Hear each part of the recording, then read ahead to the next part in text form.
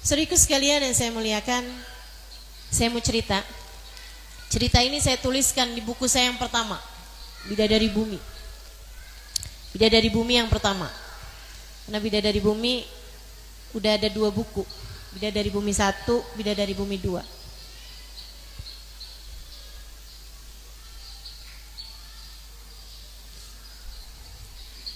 Satu waktu di salah satu dari Ramadan saya di Kota Tarim, saya ingat hari itu saya datang berziarah kepada seorang perempuan solehah. Ini saya ceritanya perempuan-perempuan semua nih, ya, biar ibu-ibu tahu, biar adik-adik tahu, kakak-kakak yang dengarkan ini tahu, sebagaimana ada perempuan-perempuan solehah, bahkan yang saya temui di kehidupan saya ini, kamu pun juga bisa menjadi salah satu di antara mereka. Teman-teman saya sekalian, saya tidak menceritakan perempuan-perempuan di masa lalu. Kamu mungkin akan bilang, ya Ustazah, itu kan zamannya belum ada YouTube, itu kan zamannya belum ada internet, itu kan zamannya belum kayak sekarang nih kehidupan nih. Saya ceritakan kepadamu perempuan yang hidup di masa-masa sekarang, tahun 2000-an, bahkan saya memandang wajah-wajah mereka. Satu hari kami di pondok pesantren dibawa berziarah ke makam waliullah namanya Syekh Abu Bakar bin Salim di kota Inat, sekitar jarak kurang lebih hampir 1 jam dari Kota Tarim, gak sampai ya, 40-an menit dari Kota Tarim tempat saya belajar. Dan juga berziarah kepada seorang perempuan solehah, maksudnya datang berkunjung kepada salah satu perempuan solehah namanya Hubabah Khadijah. Beliau adalah keturunan dari Sayyidina Syekh Abu Bakar bin Salim. Itu teman-teman, ulama-ulama kalau datang ke Hadramut pasti juga datang ke kota Syekh Abu Bakar bin Salim. Dan di masa hidupnya Hubabah Khadijah, ulama-ulama dari manapun, bukan hanya yang perempuan tentu saja, tapi juga ulama laki-laki dari berbagai macam negara manapun, mereka akan datang untuk menjumpai perempuan solehah ini. Kurang mulia apa coba? Kurang keren apa coba? Jika bahasamu adalah keren gitu kan, pengen jadi orang mulia, nih dia nih saya ceritain nih. Seorang perempuan, ulama manapun datang ke kota Hadramut, ke negeri Hadramut, pasti akan menjumpai perempuan ini untuk minta doa, untuk minta nasihat. Hari itu kami seperti itu, mau datang berziarah pada beliau. Subhanallah, kamu udah berjaga-jaga nih nungguin bisnya datang. Begitu bisnya datang, saya malah sebelum bisnya datang beberapa menit, saya malah mau kamar mandi gitu. Akhirnya saya pergi kamar mandi, bisnya datang, semuanya keangkut nih, kecuali saya sama satu teman saya. Satu teman saya itu karena ngeliat, wah Ustazah Halimah belum datang nih, mana nih Ustazah Halimah? Yaudah deh saya tungguin aja gitu. Jadi akhirnya bisnya berangkat, mau berziarah kepada beliau ini dan ke makam Syekh Abu Bakar bin Salim, saya ketinggalan. Saya telepon nyarter taksi. Akhirnya saya berduaan sama teman saya nih, kami pun berangkat ke sana. Dan subhanallah, karena memang taksi, mobil kecil sedan gitu ya, dibandingin sama bis, kan jalannya cepetan kita ya. Saya nyampe duluan ke tempat beliau. Jadilah saya duduk, kami nih berdua duduk di hadapan Hubabah Khadijah. Dan saat itu belum berbincang sama beliau karena udah ada tamu-tamu dari sebuah kampung yang sedang datang kepada beliau untuk berkunjung gitu. Beliau sedang menemui tamu, tapi kami ada di situ, saya ada di situ tuh, di pojokan gitu ya, ngantri lah gitu. Kayak ibu-ibu kalau misalnya mau ketemu sama ulama kan kadang ngantri tuh kan. Habisnya dia baru yang lain gitu. Saya pun mendengarkan perbincangan antara Hubabah Khadijah sama orang-orang itu. Hubabah Khadijah nanya gitu. Jadi tadi kalian datang dari mana? Misalnya gitu ya. Orang itu bilang gitu. Ada beberapa orang bilang, kami dari Surolangun Hubabah, misal. Pastinya bukan dari situ, ya kan? Kata Hubabah gini, oh dari Sarolangun. Saya punya tuh temen dari Sarolangun. Ada namanya Latifah misal. Atau jangan deh, Zainab misalnya gitu ya. Ada tuh namanya Zainab, disebutin binti siapa, sebutin marganya gitu. Kalian kenal Hubabah. Gimana kabarnya tuh? Mereka nunduk gitu, terus bilang, maaf Hubabah, beliau sudah meninggal dunia. Itu dia jawabnya tuh sambil bilang, maaf Hubabah, beliau sudah meninggal dunia. Hubabahnya begitu dengar, oh meninggal, ya Allah senengnya. Saya di pojokan kaget. Baru itu saya tahu ada orang ketika disebutkan bahwa orang tersebut sudah meninggal dunia, memandangnya dengan penuh rasa iri. Baru itu seumur hidup saya tahu ada orang bisa memandang kematian sebagai sebuah pesta indah. Kayak gini loh, kayak yang si ibu itu berangkat haji loh. Wah senengnya. Ini kabarnya bukan tentang berangkat haji. Bukan adik-adik misalnya, kamu tahu nggak kabarnya si Fulanah itu, teman kita waktu zaman SD. Terus dia bilang, dia udah kawin loh, tahu nggak? Ya ampun, suaminya tuh mana cakep, mana kaya, ih senengnya, kan gitu. Saudaraku sekalian saya muliakan, ini tentang kematian. Saya masih kayak yang, saya salah dengar gak sih? Ketika beliau nanya lagi, kalau yang itu ada tuh temennya Zainab juga tuh, namanya Fatimah misal gitu ya. Gimana tuh kabarnya? Fatimah binti Fulan al-Fulan gitu sebutin. Terus mereka juga nunduk lagi, mereka bilang, dia juga sudah meninggal Hubabah. Wah senengnya luar biasa, merindukan kematian. Teman-teman saya sekalian, saya ingat hari itu ada salah satu teman saya datang ke Hubabah Khadijah dengan bawa air gitu. Hubabah doakan, saya sedang sakit sariawan sepenuh muka. Dia sariawan sepenuh mulut. Dia itu salah satu ustazah.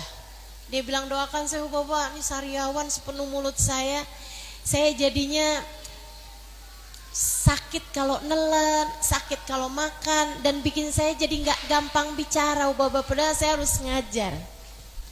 Hubabah pegang gelas tersebut, pegang botol tersebut, botol air itu untuk didoakan.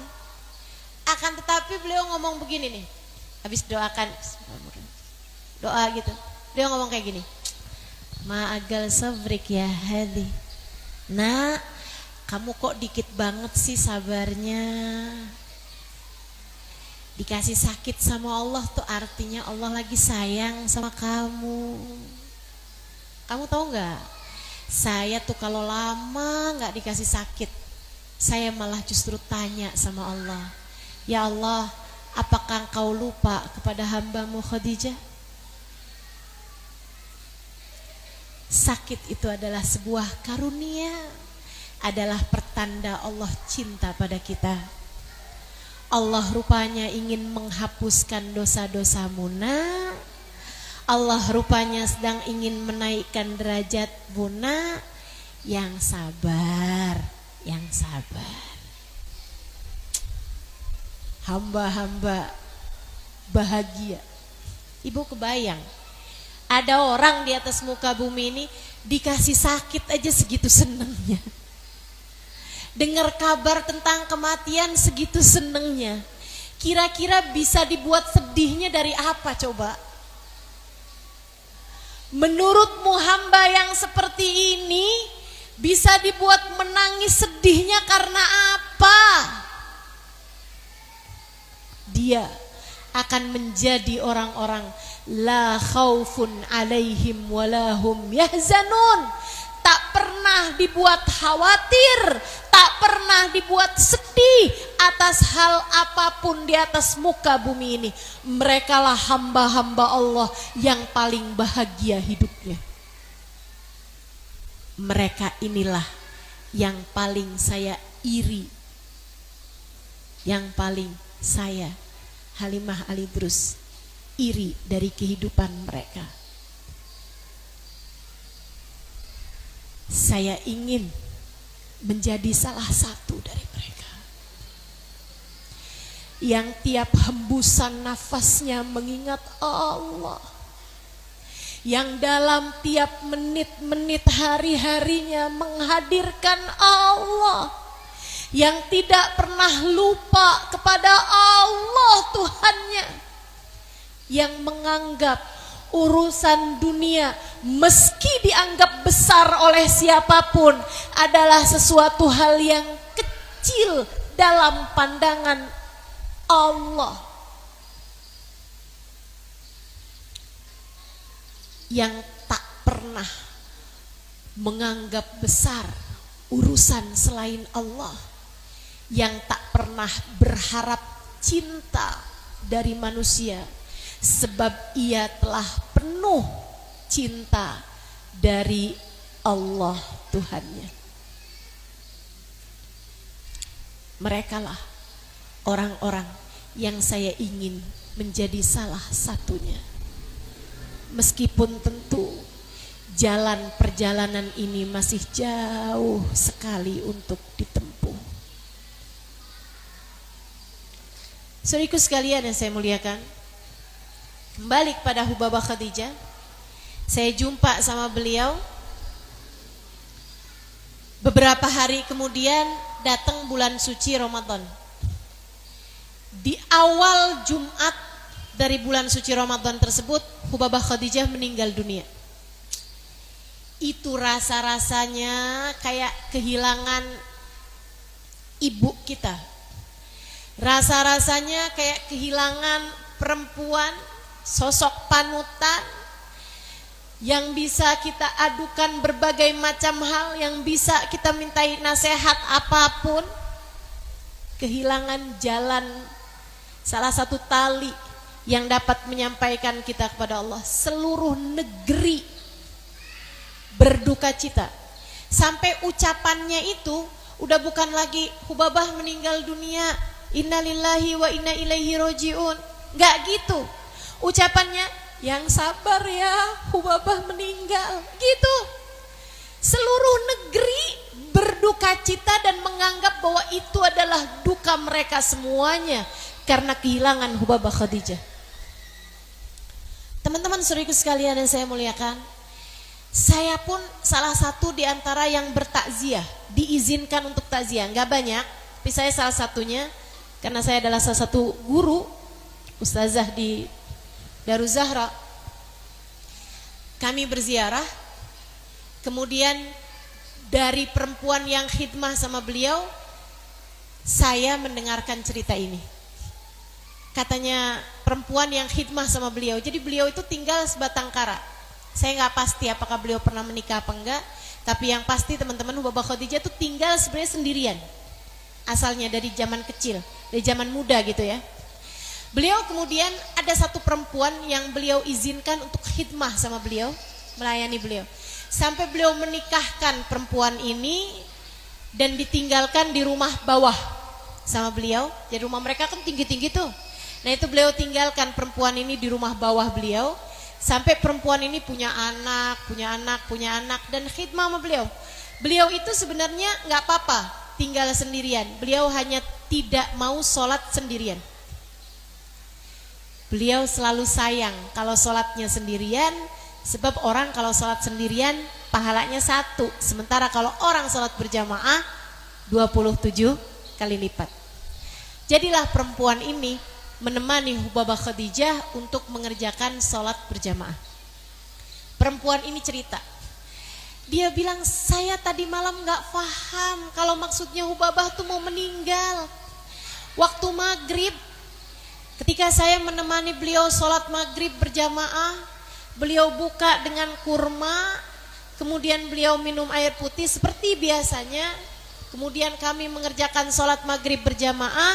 Selepas sholat maghrib dan selesai zikir-zikirannya, beliau bilang sama saya, nak, nanti kalau datang isya cepet naik ke sini ya.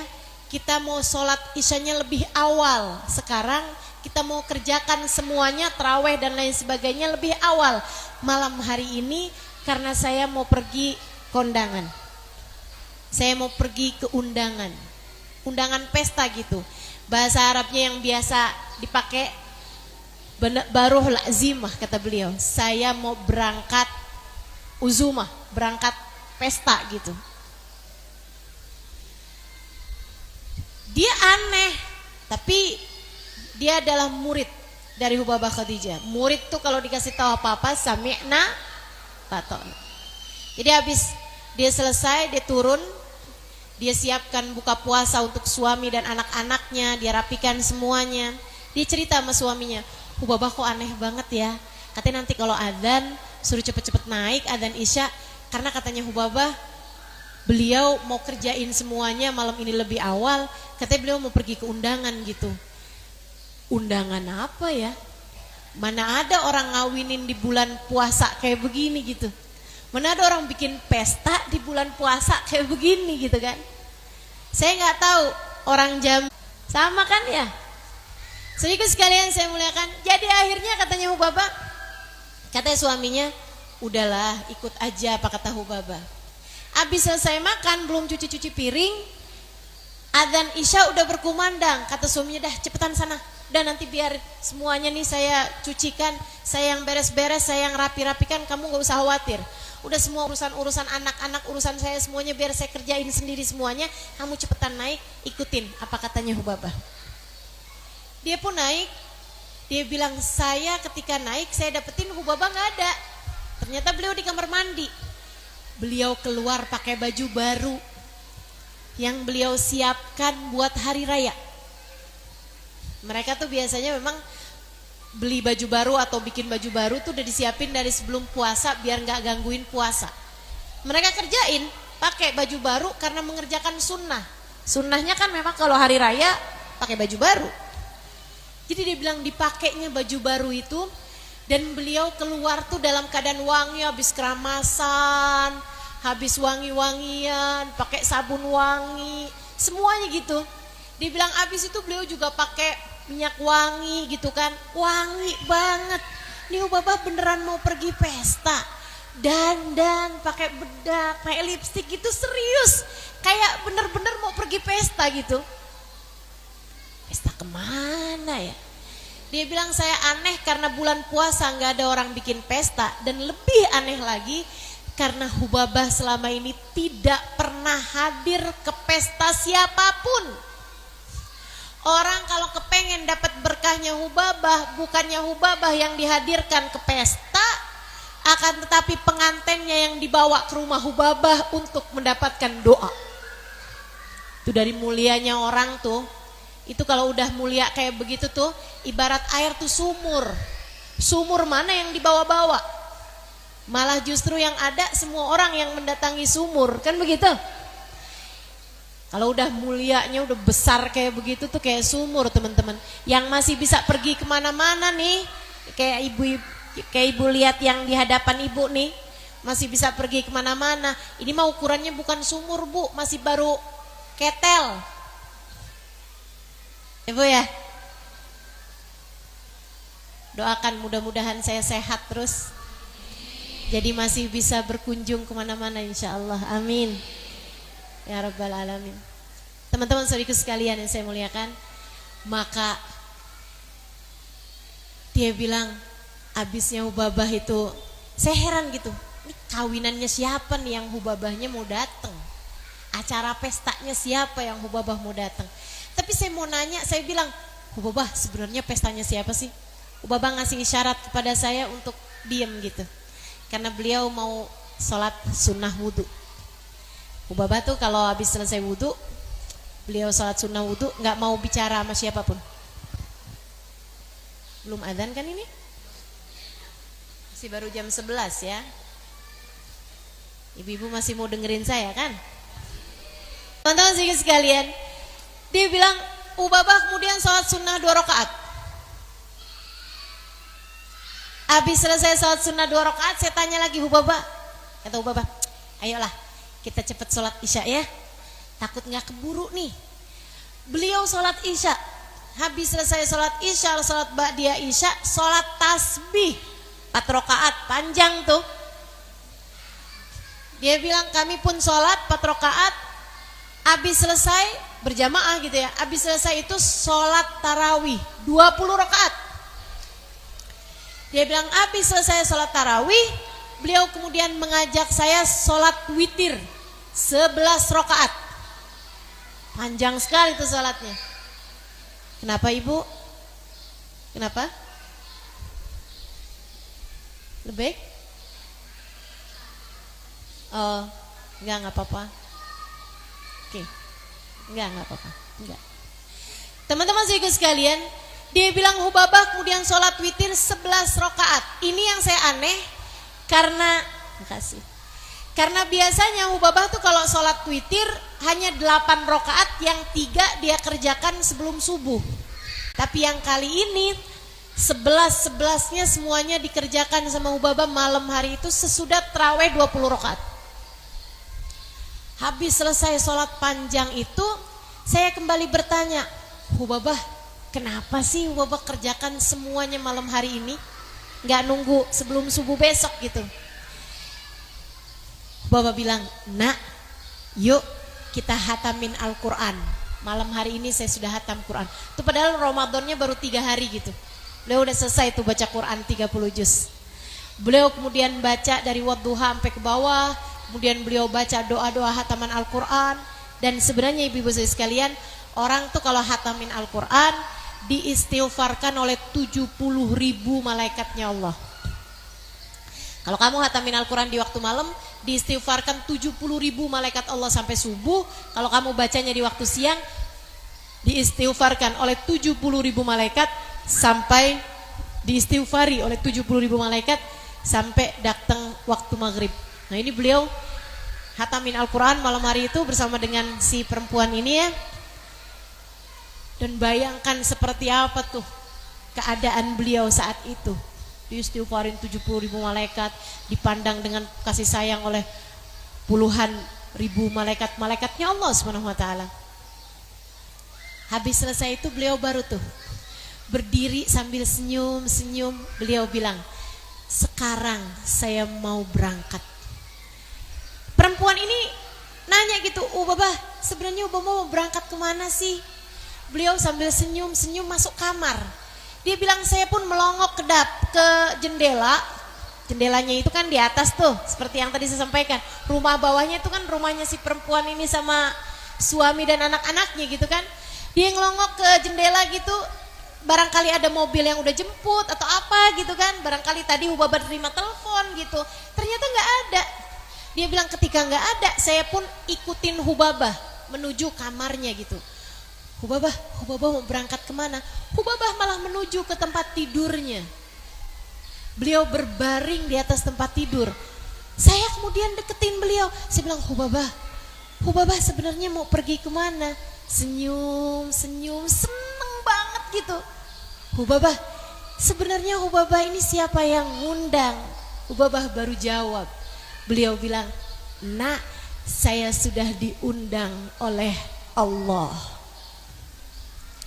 Saat itulah saya baru faham bahwa maksud Hubabah dari tadi, beliau akan segera meninggal dunia. Saat itulah saya gemetar, saya segera pegang tangan Hubabah. Kemudian saya bilang, Hubabah jangan pergi, Hubabah jangan pergi. Kalau Baba pergi saya sama siapa? Baba jangan pergi. Baba sembari tersenyum berkata, "Nah, saya sudah sangat merindukannya. Saya sudah sangat menginginkannya. Menginginkan pertemuan dengan Allah yang selama ini tak pernah hilang dari hatinya. Selama ini tak pernah pergi dari hidupnya. Selama ini dia menyebut namanya, mengingatnya setiap waktu." Hubabah salah satu kekasih Allah, salah satu waliyah min auliyaillah, salah satu wali dari wali-walinya Allah Subhanahu wa ta'ala. Teman-teman saudara sekalian, ngeliat betapa sangat enaknya kematian Hubabah, perempuan ini sampai berkata, "Kalau gitu ajak saya Hubabah, sekalian saya juga mau ikut pergi bersama denganmu." Kayaknya kan kalau matinya barengan Hubabah aman, tentram, damai nih. Keadaannya lancar semuanya nih, udah pasti nih. Jadi si perempuan ini berkata, "Kalau gitu ajak saya bersamamu Hubabah, ajak saya bersama denganmu. Saya ingin ikut kepadamu Hubabah." Hubabah masih dengan tersenyum menjawab, "Likullin nas lahu awan." Semua orang punya waktunya masing-masing, nak. Belum datang waktumu, sekarang adalah waktuku. Sampaikan kepada semua orang yang nanti datang kemari, sampaikan kepada mereka permohonan maaf saya pada mereka. Dan katakan kepada mereka, semua yang pernah berbuat salah kepada saya sudah memaafkan mereka semuanya.